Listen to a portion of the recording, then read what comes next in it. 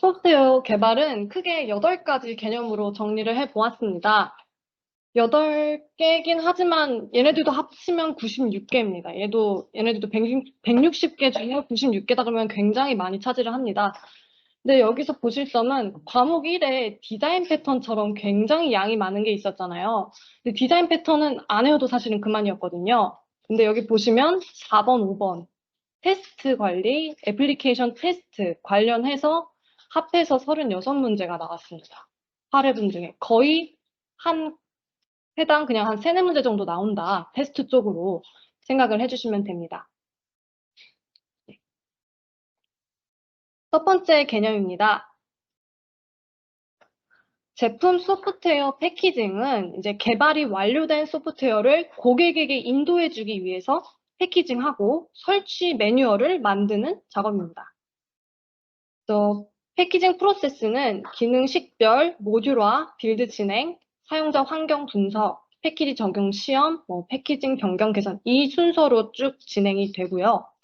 고려사항에는 당연한 말이지만 적합한 암호 알고리즘을 사용해 문제가 보안적으로 없도록 해야 합니다. 그리고 이제 다양한 기종의 이제 콘텐츠 간 연동을 고려를 해야 하고요. 사용자의 편의를 위해서 한다가 기본적인 내용입니다. 말 그대로 고객에게 인도하는, 사용자에게 인도하는 과정이니까요. 문제를 보시면 분명히 21년 5월 37번 문제고 22년 3월 29번 문제인데 똑같습니다. 진짜 복붙인 형태고요. 여기서 선지를 보시면 패키징은 개발자 중심으로 진행한다라고 나와 있습니다. 사용자를 위한 거기 때문에 사용자 중심으로 진행하기 때문에 당연히 틀린 선지입니다. 이 나머지 3개 설명 같은 경우는 어찌 보면 당연한 얘기죠. 고객의 편의를 위해서 지속적으로 업데이트를 해야 될 거고요. 그리고 사람들 iOS, 안드로이드, 맥 아주 다양한 환경에서 사용이 가능하도록 일반적인 형태로 이제 진행이 됩니다. 이제 여기는 패키징 도구 활용 시 고려사항과 거리 먼 것은 고려사항에 대한 내용인데요. 여기 세 문제를 모두 보시면 선지의 보안과 관련된 내용, 그리고 단일 기종이 아니다. 다 이 내용만 있습니다. 첫 번째, 보안상 단일 기종에서만 사용할 수 있도록 해야 한다. 아니죠. 여러 사용자, 다양한 사용자가 있기 때문에 단일 기종은 아닙니다. 그리고 두 번째 문제, 외부 콘텐츠에 대한 보안은 고려하지 않는다. 당연히 우선적으로 고려돼야 되는 부분입니다. 그리고 마찬가지로 마지막 문제 또한 보안을 위하여 이기종 연동을 고려하지 않아도 된다. 아니죠. 보안을 위해서 이건 아니지만 다양한 연동을 고려를 해야 합니다. 두 번째 개념은 DRM으로 디지털 저작권 관리입니다. 디지털 콘텐츠를 이제 생성할 때부터 그리고 이제 사용자에게까지 가는 그 과정을 안전하게 관리하고 보호하는 개념이고요. 허가된 사용자만이 접근할 수 있도록 제한하는 기술입니다. 특성에는 거래 투명성, 사용 규칙 제공, 자유로운 상거래 제공이 있습니다. 이게 여러 문제가 나오진 않았는데 한 번쯤은 나온 문제라서 특성에 이런 것들이 있다라고 알아두시면 될 것 같습니다. 기술적 요구사항의 경우에는 지속적으로 보호해야 하고 이용에 편리해야 되며 유연하고 통합이 용이해야 된다. 어찌 보면 당연한 내용들입니다. 구성 요소에는 콘텐츠를 제공하는 저작권자인 콘텐츠 제공자, 그리고 쇼핑몰 등으로 이 암호화된 콘텐츠를 제공하는 콘텐츠 분배자가 있고요. 이 콘텐츠를 이제 메타데이터와 함께 배포가 가능한 형태로 묶는 거, 패키징 한다고 하죠. 그 기능을 패키저라고 합니다. 이제 그리고 보안 컨테이너는 원본을 안전하게 하려는 이제 보안 장치이고요. DRM 컨트롤러는 이 배포된 콘텐츠의 이용 권한을 통제합니다. 위에 허가된 사용자만이 접근할 수 있도록 제한한다고 했잖아요. 그래서 이 DRM 컨트롤러는 그 통제하는 역할이다라고 생각해 주시면 됩니다. 그리고 클리어링 하우스는 키를 관리하고 라이선스 발급 관리를 진행합니다. 이렇게 구성이 돼 있다 정도 보시면 됩니다. 기술 요소에는 여기도 참 많은데요. 어찌 보면 진짜 당연한 것들입니다. 암호화해야 되고요. 키 관리해야 되고요. 정책 관리도 해야 되고 크랙 방지, 암호화 파일 생성, 식별, 저작권 표현 인증 이렇게 등등이 있습니다. 이게 다 한 번씩은 나온 개념들이라서 이런 거 있구나 정도로 보시면 됩니다. 그러면 이제 문제를 보시면 DRM과 관련된 설명으로 틀린 건 무엇이냐? 비교적 최근입니다. 22년 4월.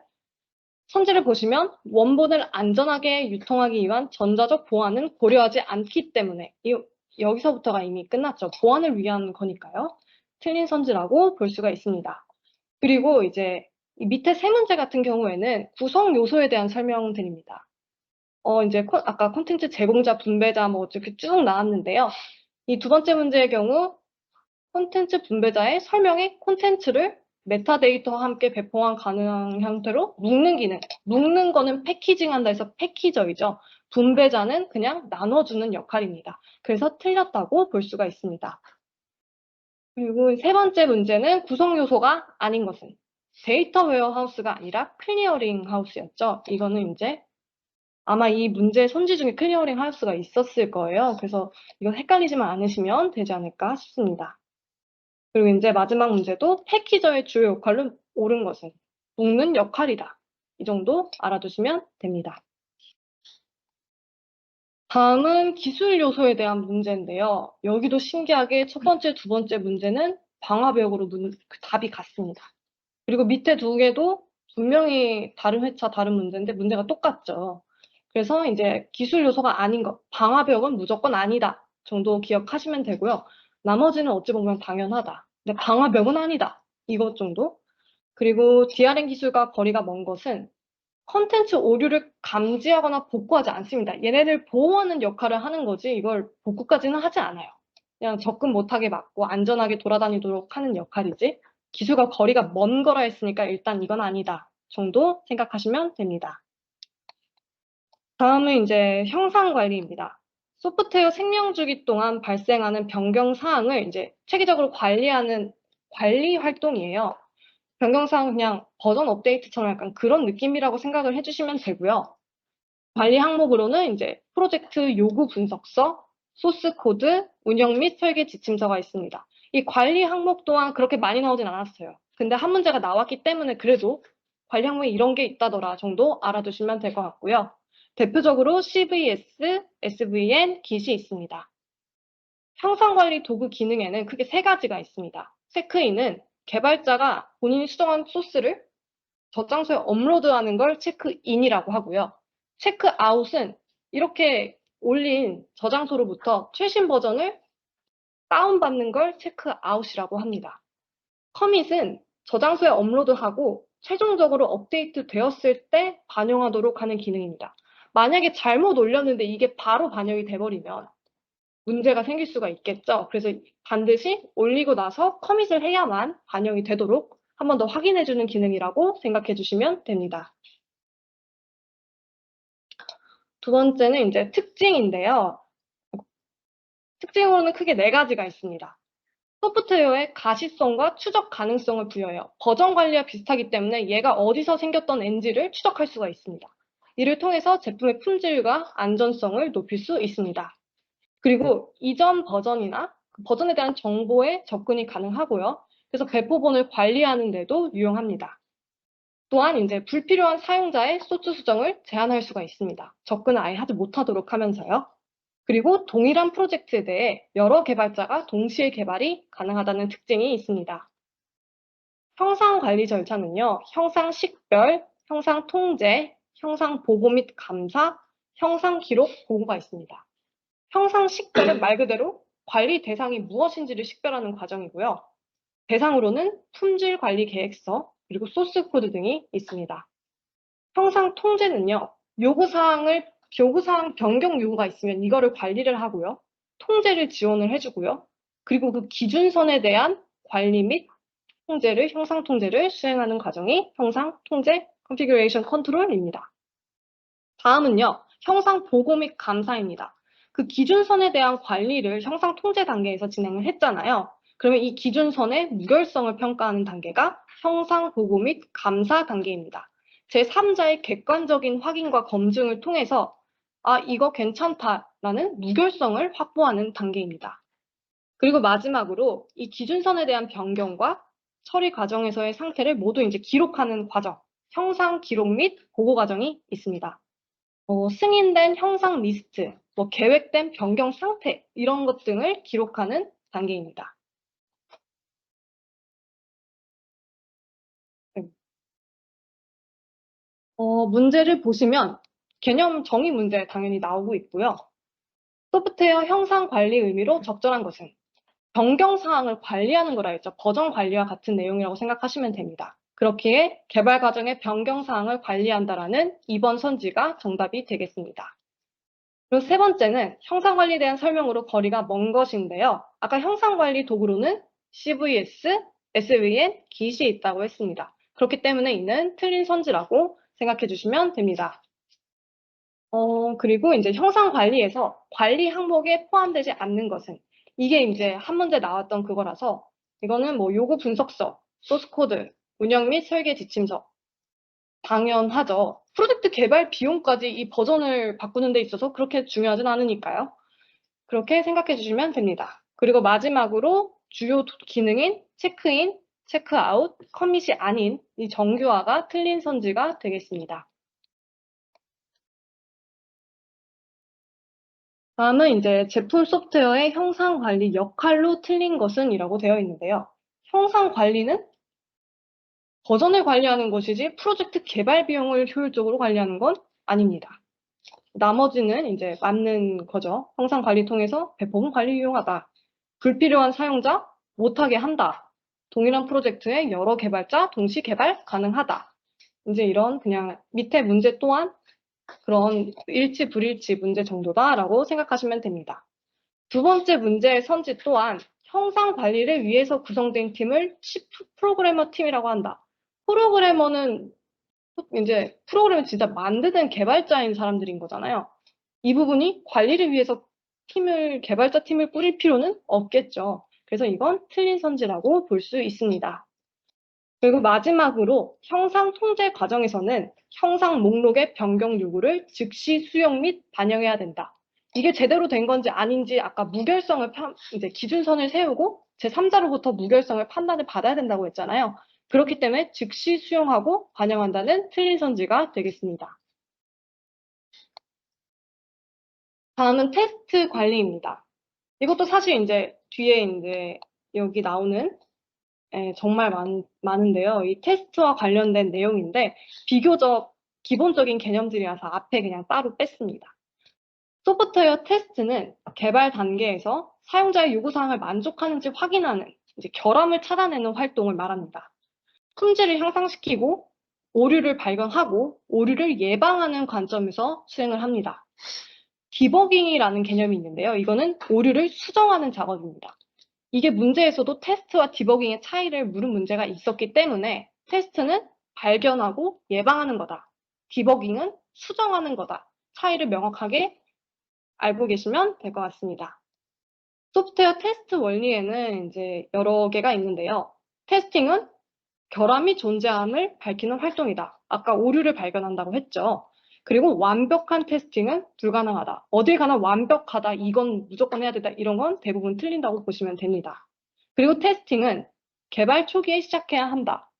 다 해놨는데 마지막에 다 만들어놨는데 마지막에 테스트했는데 큰일이 나면은 안 되잖아요. 그래서 초기부터 철저하게 테스트 케이스를 설계를 하고 시작해야 된다는 의미입니다. 그리고 테스팅은 정황에 의존합니다. 그리고 마지막 세 개가 이제 결함 집중, 살충제 패러독스, 오류 부재의 개변. 이게 조금 갑자기 나오는 문제들인데요. 결함 집중은 파레토 법칙이라고 전체 결과의 80%가 원인의 20%에서 일어난다. 라는 그냥 이 정도의 의미입니다. 파레토 법칙이다 정도 알아두시면 되고요.